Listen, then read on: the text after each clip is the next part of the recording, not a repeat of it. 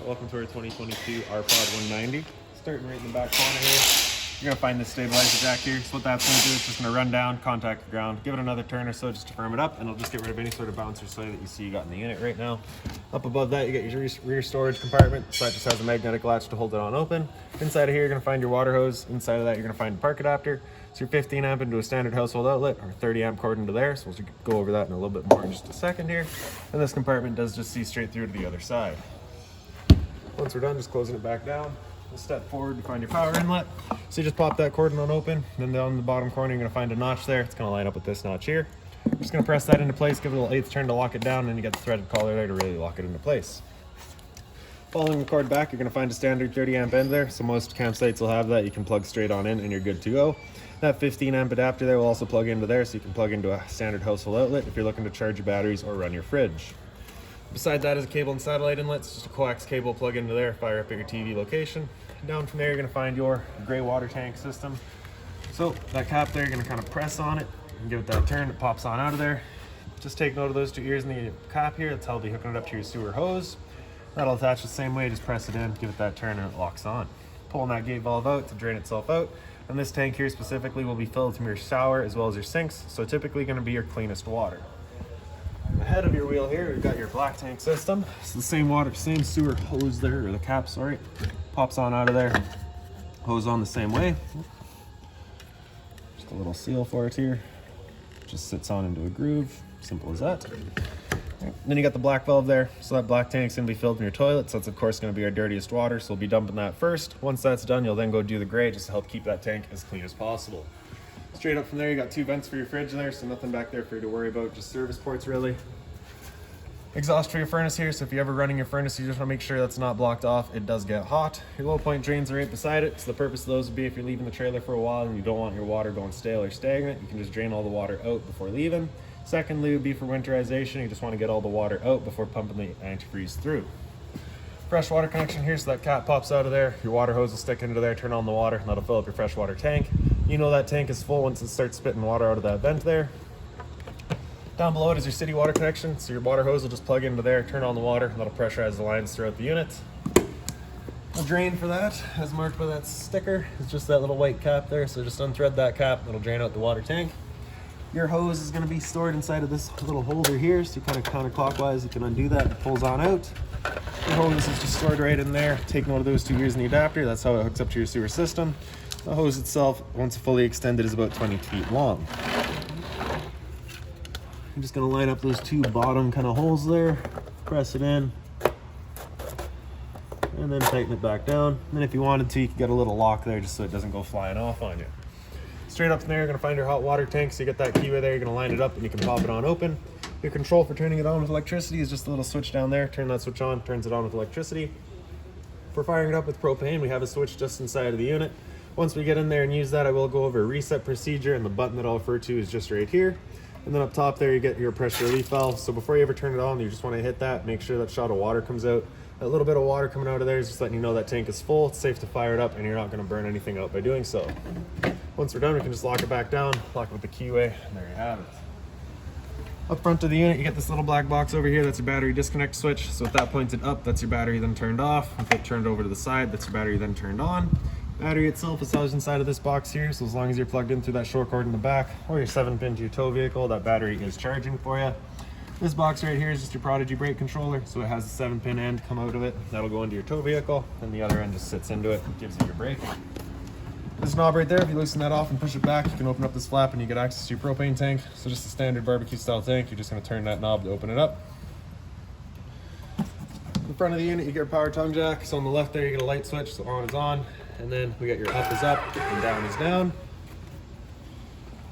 To the side of the units here, then we have this one storage compartment. So again, magnetic latch just holds it open. Inside of here, you're gonna find pretty well the entirety of your outside kitchen setup. So you have your little kind of tabletop right here. So it has this little channel in the back. You can see it's got that top lip. You're gonna line that up over the fender, set it down into place, and then it just sits down on itself. And then this holder here has the same sort of channel along the back of it there. So same thing, lining it up, setting it down into place. These two wings there will then slide out. Then we can grab our little griddle here.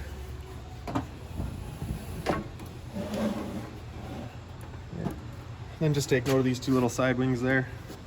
Those are going to line up, slide it into place. Same thing on the other side there. We're going to slide it on all the way, if it'll let me. There we go. All right. Then you get the little pin there. Just going to slide that into the end, locks it into place.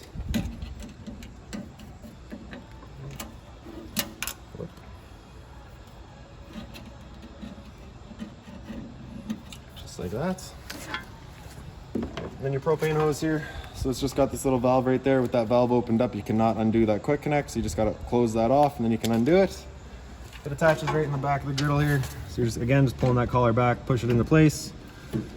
And then we can open up that valve there. Right underneath the unit, you're gonna find the same sort of valve. So you're gonna pull that dust cap out of there, make sure that valve's turned off, push the collar back, attach the hose, then you can open up the flow of propane. And then we'll come to the griddle. You're gonna press that handle in, turn it past light, and you're gonna do that repetitively until you see that flame get going. Once we're done, just turn it off, let it cool off, and then you can store it back away. Storing it back away is just the opposite of how we set it up. This hose right here is going to attach to our spray port right there. So that just pops on open. Then you can see it's got a little ear spot on the left and the right. It's going to line up with these ears there. You press it in, give it a little eighth turn and that locks it in. Then you get the garden hose end. So this ties in just to your cold water system. So you're not going to get hot water out of there. Just all of your different settings there as well. Right, once we're done, kind of press it in, pull it out of there. Then you're going to want to fully extend it and kind of let itself drain out. Just because we don't want to be storing the water away. And of course you just have your tabletop here as well. Right by the stove there, you got a GFI protected outlet. So if you're looking to have coffee or toast outside, you got the power for it. Black tank flush here, so you may notice over time after having gone and dumped your black tank, your monitor panel is still reading a third or 2/3, whatever it may be. Typically it's just some debris inside of your tank hanging between the probes causing that misread. So what you're gonna do is just take your water hose and plug it into there, open up that black valve, turn on the water, and that'll just flush out that tank, getting rid of any sort of debris that could be causing that issue. Up from there, you're gonna find two exterior speakers as well as your porch light. Back of the unit, we've got a storage compartment here. So these customers opted to go with a couple of other little accessories here. So we got the chocks in here for them, as well as the observation camera. And this right here is just the handheld unit for your brake controller. So this is what will go up into your tow vehicle. And then in the back of the unit, you get your spare tire back here. And that's that. So now we'll make our way inside. Your assist handle here just up 90 degrees and it falls into place. Then we can open up the door. The door just has this little bumper on it there, just so that you're not damaging the fender. Then you're gonna grab a step, pull it straight out. Oh jeez. There we go. Then flip that last step over. Then we can step on inside. So first things first, right on the right there, we got your fire extinguisher. So that's standard. Pull the pin, point, and shoot. Beside that is your converter. Press the top and center, and she pops on open. Get all of your breakers on the left side here. Whenever a breaker breaks, it's going to sit in the middle, so just turn it off and then back on to reset it. And then on the right side, we get all of your fuses. Up above there, you just got these two little storage bins there, as well as in here, you're going to find that little binder. So that binder has all of your owner's manuals in it, any keys, any remotes, anything like that for the unit, you'll find right in there. Power outlet, USB outlet, then your TV here. TV is 12 volts, so it just plugs in right there. So if you're storing the unit, you of course want that battery disconnect switch turned off, or just pull that out of there just to make sure that the TV isn't drawing. Top right, we got your light switches. Right, so on the far right, we got your interior lights. Turns on all of the interior lights. Porch light in the center right, turns on that little amber light outside. Center there, you got awning LED, turns on your light strip outside. Far left, we get your awning itself, so press and hold extend, and that awning will make its way out. Once that awning's fully extended, we're gonna see a little black flap come down, as well as the black to metal tube. Once you see that, you're gonna stop. If you were to continue extending, it can actually wind itself up backwards, in which case the fabric will be underneath your tube, allowing it to then hold water, accelerating the growth of mold and mildew.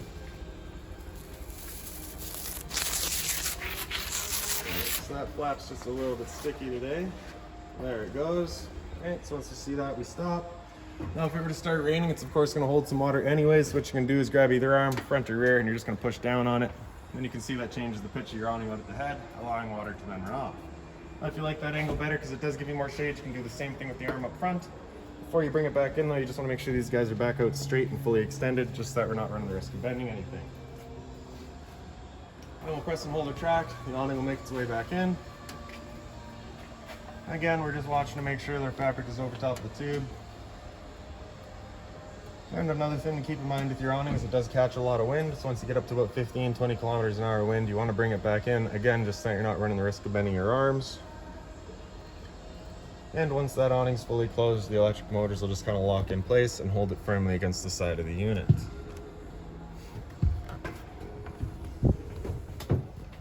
So right beside that, or sorry, slide out room, center left there. So press and hold out, and your slide out will make its way out. Once that slide's fully extended, we're going to hear the motors whine a little bit, and then they turn off automatically.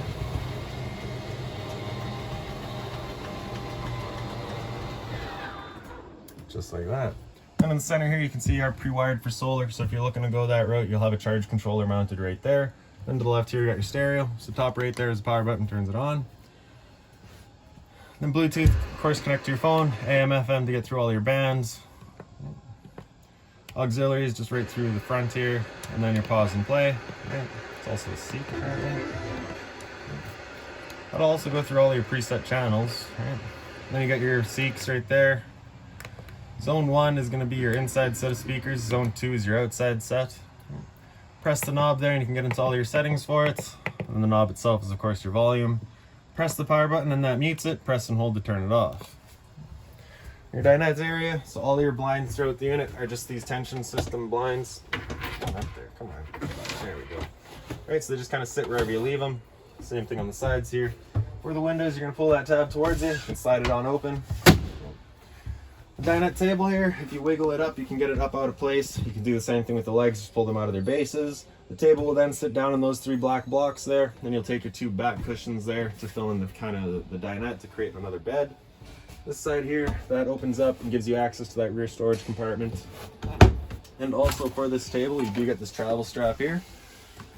So whenever you're traveling, you just want to make sure this guy's tied down.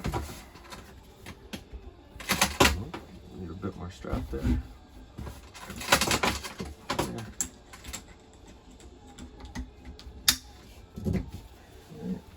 There's a little power outlet on the side there as well. And then into your kitchen, you get your storage up top. Right down below that, you get a little light. It's not just on its own center push button. The cover here is just soft plastic, so nothing hot on it. Hot and cold water at the sink, of course. Your stove here just flips on up. Then you're going to turn that over to light, hit it with a lighter, and she fires right up. I will just mention real quick here that the first time you go to use a propane system, especially if you've been away from the unit for a while, it will take a minute to fire everything up just because it'll have to clear air out of the propane lines. It's perfectly normal. Some storage down below our sink. Beside that's your microwave. The microwave does also have the convection feature, so if you're looking to cook something in there, you can. Then in the hallway here, so that grill there is just kind of an access to the drain for the shower, so nothing really back there for you to worry about. LP detector right above that. It's a propane heavier than air. It'll sit on the floor. That guy detects it and starts going off just like a smoke detector would. Up from there, we got your monitor panel. So in the bottom right corner, there's your water pump switch. Turn that on, turns on your water pump, drawing out of your fresh tank to pressurize your lines. And then beside that's your water heater. So as you turn that on, you get that little red light there letting you know the ignition sequence will start. Once that sequence is started, that light will go out. It'll try that 3 times. If after the 3rd try that light or that hot water tank hasn't fired up, it's at that point that this light will come on and it'll stay on, and you'll be going and using that reset button that we'd shown you. So stood right here, you can hear the click of the igniter and the whir of the flame. We know that tank is good. Up from there, you got your monitor system. So battery there, you can see we're currently C for charging. G would be good, F is fair, L is low. Your fresh tank, as you fill that up, you'll go to 1/3, 2/3 and full. Same idea for your black and your gray. So that little bit in your gray right there is just going to be that little bit of water from the dewinterize or the summerize. Into the bathroom here. This light switch is just up on the wall. Toilet down below it just flips on open. Just flushers front and center. GFI protected outlets. And then in your medicine cabinets here. Down below that, you'll see that little kind of sample there for your AquaChem. That is for your toilet. So after the first few times you use that toilet, you'll take that bottle there and you'll just dump it down there. And that'll just help break down anything that is in there. Then beside that, you'll see a toilet paper dispenser. We don't install that just because location is personal preference. Hot and cold water at the sink, of course. A bit more storage down below it, just being mindful of our drains and our water lines. Then above my head, we got a roof vent. So you're gonna pull that knob to unlock it, then you can turn it to open it up. And then in the corner here, you get your buttons. So the one on the left there turns on all your fans. So 1, 2, 3, and 4. After 4, if you hit it again, it comes back down just to 1. To turn it off, you hit off there. Then you can close it back up. Close it up tight, and then press that knob back up, and that'll lock it into place. And then behind me, we've got your shower. It's pretty straightforward, standard head and hose, hot and cold water, of course. The only addition here is the shower miser. So with that knob there pointed down, that's going to use your shower as normal. If you have that pointed up, it'll take all that water and kind of recirculate it back into your freshwater tank. So the purpose of that would be just to save water. So if you're sat here waiting on the hot water to show up at the head, you can just have that water getting shot back down into the fresh tank rather than wasting it away. Now your fridge here, just the power button's on the right there. Press and hold that, turns it on. Hit mode, you can cycle through all your modes. So typically you're going to want to just leave that in auto where it's got those two illuminated. Auto is first going to look for AC power. If AC power is taken away, it'll automatically flip over to gas. If you're out boondocking and you want it solely running off of gas, you can hit mode there again, have that little light come over to the LP gas side, and that runs just on gas. Temperature selection, so as it says there, 1 is cold, 9 is coldest. On the left side here, you have a little thumb latch, so you're just going to press that up, and then you can open it up. You get your freezer up top, and your fridge down below. Down below your fridge, you're going to find your central vac. So you got your little hose attachment, would just go right there. You got that slider. On the right side of that slider, you have that tab. You can open it up, you get access to your bag. Power switch is just one side there. And then this right here is just kind of a dust pan eliminator, so you can sweep up all your dust over here, open that up, and it just sucks it all up for you. Another little storage compartment there, as well as all your drawers here. And a little bit of closet space there. And then on the wall here, you got your thermostat. So as you press that bar, it'll wake it up. Hit it again, it'll come into fan low. So fan low is just going to be moving some air around. There's no cooling involved. Just the low fan running. After low fan, it comes into fan high. So it'll just run the fan on high again, just moving air. After fan high, it comes into cool high. So at this point, the high fan's going to stay on and the compressor will cut in and out as needed. Only ever using the high fan. Same idea on cool low, compressor in and out as needed, low fan all the time. After cool low, it comes down into cool low auto, so at this point it becomes an on-demand system where both the compressor and the fan will cut in and out as needed, but it'll only ever use the low fan. Same idea on high, on demand with the high fan. With the air conditioner going, you basically got two different options with these louvers there. You can have those closed off and it just kind of doesn't move some air at all, or you can have one or the other, or both. After cool high, if we hit that bar again, it'll come down into heat and it'll turn off the air conditioner and turn on the furnace. The furnace is just right down in here. So if you wanted to, you could stick your head down in there, and then in the bottom left corner, you can physically see once that flame lights up. The downside to this furnace is that it is just dumping all of its air down there. So if you're looking to move the air throughout or to the back of the unit, you're just going to want to get yourself a little fan or something just to help move that air throughout. First couple of times you run that furnace, you may get a bit of a smell throughout the unit. That's just the new furnace smell and it will go away. After heat, you hit that bar again, it comes down into off and then just cycles back around. Right by the furnace here at the end of your bed, you've got your GFI protected outlets. Test on the bottom, reset on top. So if you ever have outlets that don't work, it's the first thing you should check. And then up front of the unit, right around the corner, you do have a TV backer back here. 12-volt outlet for the TV, your antenna outlet for the TV. Turning that antenna on is just that button right there. Turns on that little green light, letting you know it's turned on. That will also help clear up your stereo signal. Fire alarm here. There you go. And then in the front of the unit there, so you get these 5 red latches. If you undo all of those, you can swing that kind of window out. On either side here, you got those little struts there. They have a little knob on them. You can tighten down that knob and it holds the window open for you. We pick up the bottom blind here. That's your blind. The top comes down to it as well. And that's your screen. Okay. And then on the side here, you get your emergency exit. So you're pulling that red tab, get rid of the screen, take this handle here, throw it outside, and hop on out. And lastly, if you just kind of pick up the mattress right here, you've got 1, 2, 3, 4 screws in this sheet of plywood there. You'll lift that up and you get access to your water pump and your hot water tank. So if you're looking to winterize the unit yourself, it'll be right down there.